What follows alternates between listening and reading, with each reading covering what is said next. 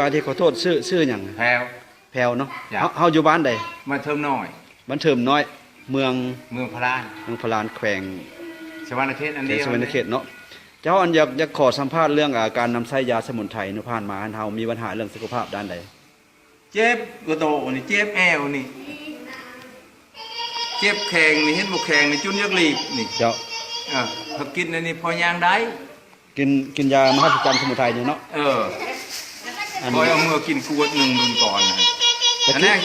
มานำนี่ตัวนี้แหละเจ้าตะกี้หั่นแบบอันโอ้จุดบ่เป็นไปย่างกับบ่อยากได้บ่แล้วเฮากินหมดกวดนึงแล้วบ่จ้ะขอเบิ่งจะได้กวดยาหั่นกวดในนี้ อันเดี๋ยวนี้ถือว่าใครขึ้นเนาะเลยอันนอกจากที่ว่ามันช่วยเรื่องปัวประดงเฮาเลยมันปัญหาอื่นเด้ฮะมันช่วยอย่างไรได้อยู่ช่วยมดพยอกพญาติก็ออกพญาติอย่างหันพญาติตัวแปรอัน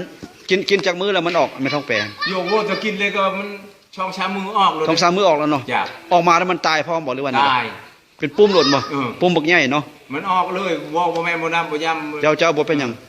เฮาไปทายบ่ได้นี่ชำกันกับอันทายนักโอ้มันไหลรุดออกแล้วเนาะนั่งอยู่มันก็ออกมุดนั่งอยู่ก็ออก